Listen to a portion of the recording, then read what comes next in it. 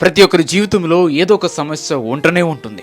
కానీ ఆ సమస్య లేదా ఆ ఇబ్బంది నీ ముందుకు రాగానే నీకు తెలిసిన వారిలో ఎవరు సహాయం చేయగలరు, ఎవరు సలహా ఇస్తారు, లేదా ఎవరు ఓదార్స్తారని చెప్పి మనుషుల మీద నువ్వు ఆధారపడకు.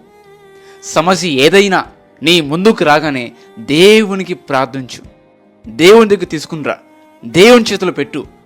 ముందు నీ జీవితంలో సమస్య వచ్చినప్పుడు నువ్వు చేయాల్సింది ఏంటంటే దేవుడికి ప్రార్థన చేయడం నేర్చుకో. నీ కష్టానికి దేవుని చెప్పుకో. నువ్వు మనుషుల దగ్గరికి వెళ్ళి ఏడిస్తే ఎవరు నీ కష్టాన్ని తీర్చలేరు, ఎవరు నీ బాధను తీర్చలేరు. ఎందుకంటే మన చుట్టూ ఉన్న వారి నుండి సహాయం రావాలన్నా ఖచ్చితంగా దేవుడు ద్వారం తెలిస్తేనే జరుగుతుంది.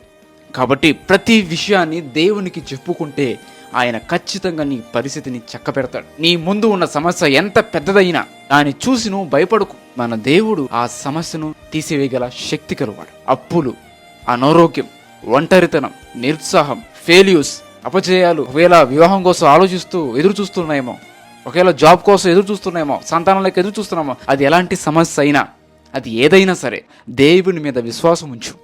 ప్రభు ఖచ్చితంగా నీ సమస్యని తీసివేసి నీ ముందు అయిన మార్గాన్ని ఆయన సరళం చేస్తాడు. Amen. Surrender your worries to God and you will find strength. God's plan will always be greater and more beautiful than all your disappointments. Amen.